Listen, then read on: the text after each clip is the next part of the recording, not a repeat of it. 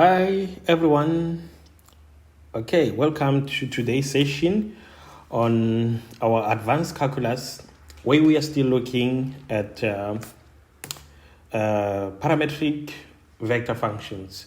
So in the previous lessons, we talked about how to find the domains of such functions. And in this session, we are going to learn about how to find limits and also to answer questions about the continuity when it comes to vector functions. You see. Okay, so let's begin. So let's recall from what we know already. So we know already that a vector function is a function of the form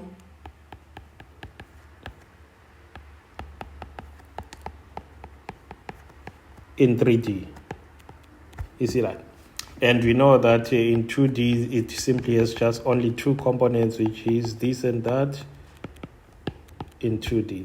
So this is what we have understood so far. We have seen them, some examples of what these functions are.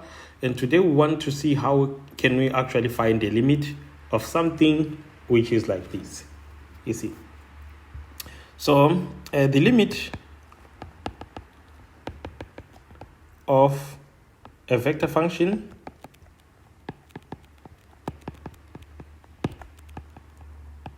like the one given as t approaches some number a is defined to be, so the limit of such a vector function is defined as well. So if you want to find the limit as t approaches a of the vector function itself, then that limit is just the limit of the individual components. So it is the limit as t approaches a of xt, the limit as t approaches a of yt, and the limit as t approaches a of zt, like that. So this is just the similar for 2D space again. So for two-dimensional space, we still have the same definition of the limit. So this is how you take the limit of a vector function. You just take the limit of the individual components. So that's what makes up the limit. Which brings us now next to the question of when does the limit exist for such a function? Since we are taking a lot of limits like this one, when do we conclude and say that the limit of a vector function does exist? You see that? So to answer this question of the existence of the limit, this is how we proceed. You see that? So the limit of a vector function exists if and only if the individual limits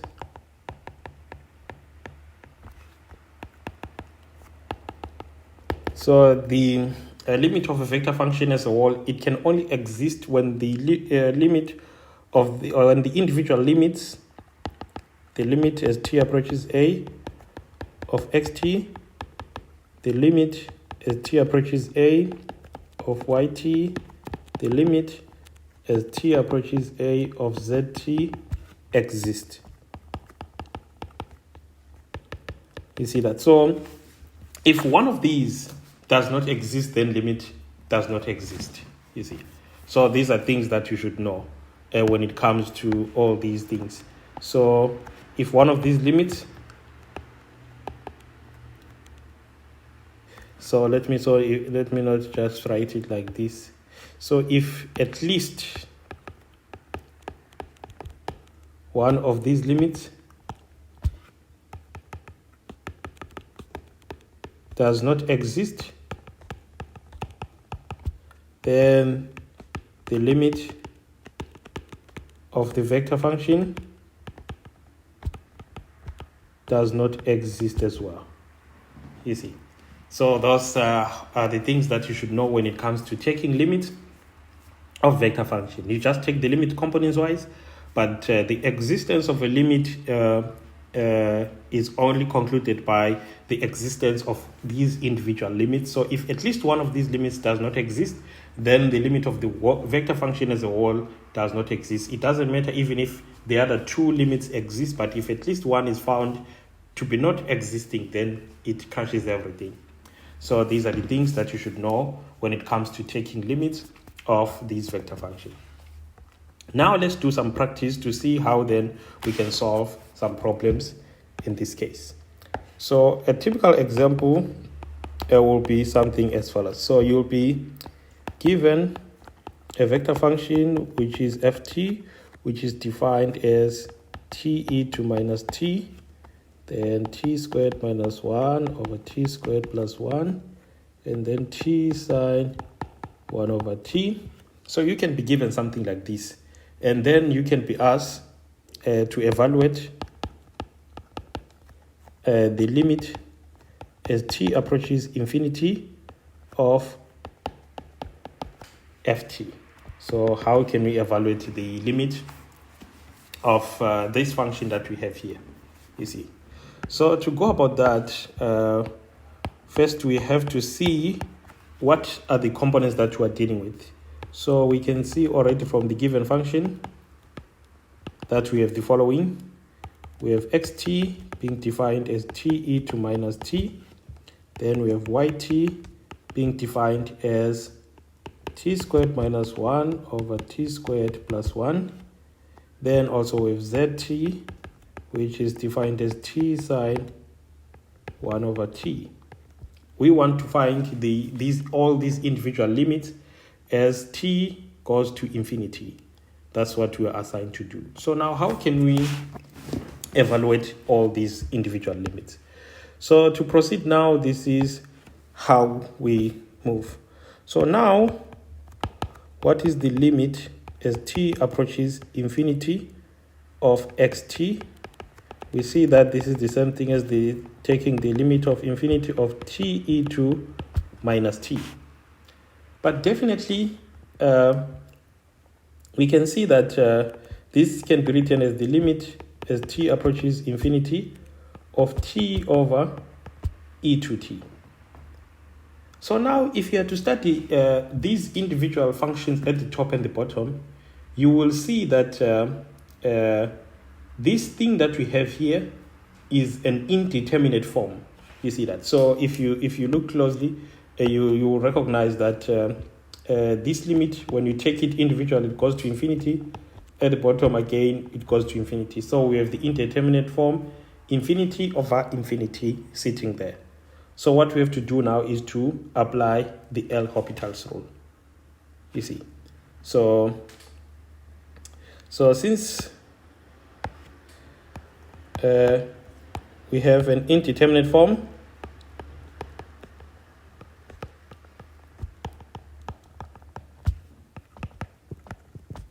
we apply L'Hopital's as below. You see that? So what is the limit of xt? So now applying the L'Hopital, the limit of xt as t goes to infinity is simply what? So it is simply the limit as t approaches infinity of 1 over et. But now we can see now that 1 is constant at the top, so it's just the same as saying 1 over the limit as t approaches infinity of e to t. But an exponential function, when t approaches infinity like this one, it will always go to infinity as well. So which means our limit evaluates to 0 in this case. So we have 0 as our limit. Then again, what do we have now? So again, we can find the limit as t approaches infinity of yt, which is just the same thing as saying the limit as t approaches infinity of t squared minus 1 or t squared plus 1. So I can divide both the numerator and the denominator by t squared, and when I do so, I get the limit as t approaches infinity of 1 minus 1 over t squared, and then the bottom I'll have 1 plus 1 over t squared. like that. You see. So now we can see that if I take the limits here inside, these limits, they'll go to 0, and this one, it will go to 0. So we'll remain only with 1 over 1, which will finally give us a 1. So this gives us our limit, you see. Then finally, we can take the limit as t approaches infinity of zt, which is the same thing as taking the limit as t approaches infinity of t sine 1 over t, you see. So this can be a little bit tricky, but if you are careful enough, this problem can be easily solved. But what I'm going to do now is I'm going to use substitution to solve this problem. So what I'm going to do, I'll say let 1 over t be equal to some function, maybe x. You see that? Then it follows that as t approaches infinity, x approaches 0. You see that? So this implies the limit that we're looking for as t approaches infinity of z of t, it is the same thing as just asking the limit as t as x approaches 0 of, so this t, it is just, if you make t the subject in our substitution term, you will see that it is just 1 over x, so we'll just remain with sine x over x, which is the familiar result that we know in Menthausen, which gives us that the limit is actually equivalent to 1. You see, so you can see now that the first limit evaluated to 0 and the next evaluated to 1. So what conclusion can we make from this? So therefore, it turns out now that the limit of the vector function itself as t approaches infinity, it is just equal to 0, 1, 1. Like that. So this is how you get to evaluate limits of these kind of functions. It's just first year mathematical practice, because you are just dealing with univariable functions in all these situations. So you just have to recall the things that you learned when you were learning about how to evaluate limits in first year math. You see. Then now let's talk about continuity. You see. Let's talk about continuity and C.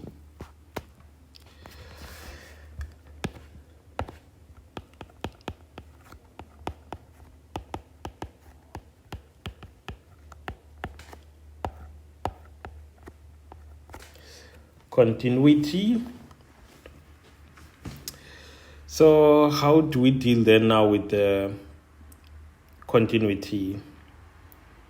So let's first define what it means for a vector function to be continuous. You see that? So a vector function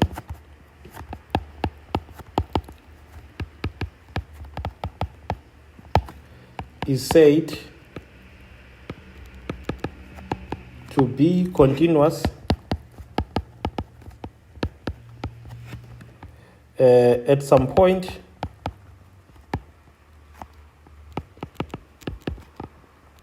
where t equals to a if it is the case that,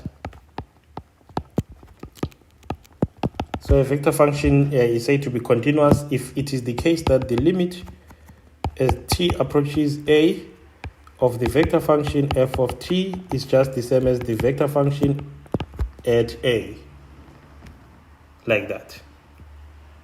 You see, so this is how you actually deal with what we call this, with the continuity of vector functions. So it follows the same definitions that we gave even when we're dealing with the univariable. So if you look, a parametric function defined this way, it behaves almost similar to a univariable function. So we tend to do things in a much similar way as we did when we're dealing with the univariable functions. You see.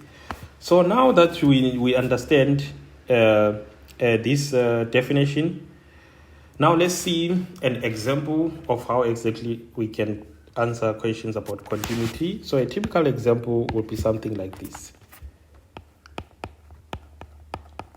Given the vector function, so we are given the vector function ft, which is defined as t squared minus 1 over t squared, over t minus 1 I plus root of t plus 8 j plus sine pi t over ln t k is ft continuous at the point where t is equals to 1. So this is the question that we are asked. You see that? So we are given this following vector function, and we are asked now if this vector function is continuous at this particular point. So how can we answer this question? So we know already how to deal with something like this. You see. So we know that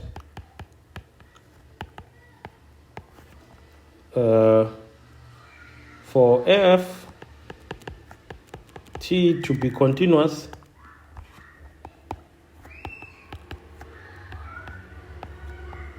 at t equals to 1, we must have that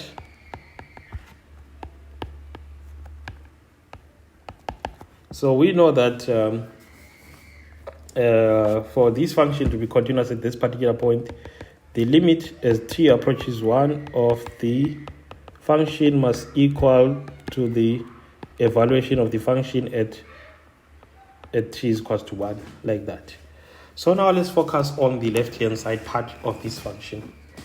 You see that? Because we now know that to evaluate the limit of this, we have to find the limits of the individual terms. So now let's start. So what is the limit as t approaches 1 of xt? So in this case, it is just the same as saying the limit as t approaches 1 of t squared minus 1 over t minus 1, which is the same thing as just saying the limit as t approaches 1 of t minus 1 t plus 1 over t minus 1, where there is cancellation, and we obtain the limit as t approaches 1 of t plus 1.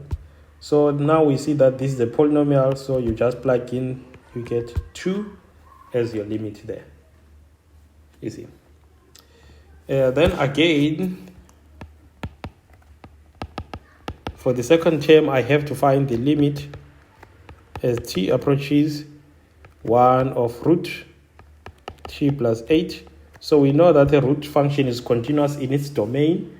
So this will just give us root of 9, which simplifies to 3. So that's also fine. Then finally, we have to find out the limit as t approaches 1 of z of t, which is just the limit as t approaches 1 of sine pi t over ln t. So now you will see that the individual functions sine t and cos t, they are all continuous, and you can see that if you are to take these individual limits, this will go to 0, and as well this will also go to 0. T goes to, does it go to 0? Yes, ln 1 is 0 again. So this is a continuous function, and you say ln 1, you get to 0. So you get an indeterminate form of the form that. So which means now we have to use L'Hopital, you see. So since we have an indeterminate form,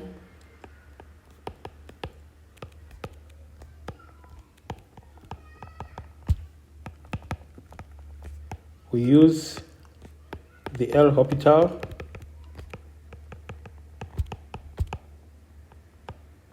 L'Hopital's rule to obtain the limit of zt as t approaches 1, which is the limit as t approaches 1. So we differentiate at the top. So when we differentiate sine, we get pi cos pi t. Then if we differentiate ln, we get 1 over t. But this simplifies to simply become the limit as t approaches 1 of pi t cos pi t, like that. So now when this is a continuous function, so we're putting t equals to 1, we get pi cos pi. So now you can simplify this depending on what is the definition of cos pi, but I think it's 0 if not mistaken, because pi is an equivalence of no, it's not 0. So pi is an equivalence of 180. So if you are to study the graph, you'll be able to tell exactly what the limit is. But for now, what we can conclude is that therefore we have that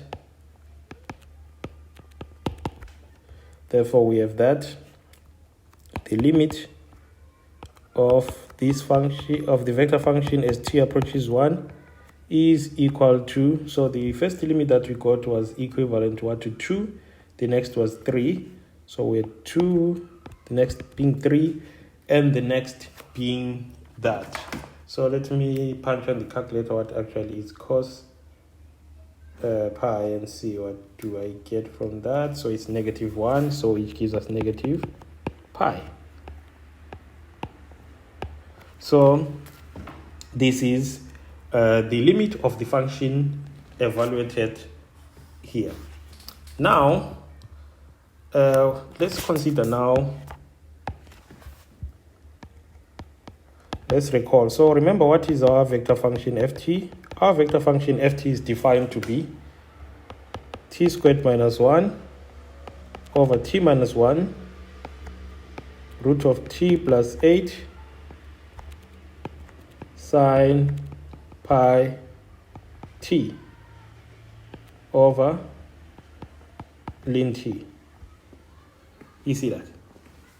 So if you look now, you will see that if we try and find this function, the vector function evaluated at t is equals to 1, we'll try to put a 1 in the denominator, which makes this whole thing undefined. You see? So we can see that this is undefined because here everything will work pretty well. Everything here will be fine. But here everything won't work, and here everything won't work, because the moment you try to put 1 there, you will get a 0 at the denominator, and also same thing here. So f of 1 is undefined. So therefore, we can now make the conclusion that the vector function f prime of t is not continuous at the point where t is equals to 1, like that. So this is how things work around here. So continuity and the limits are just taken similarly as to what we did with variable functions. Otherwise, thank you for watching, guys. So I hope all this is going to be helpful. See you in our next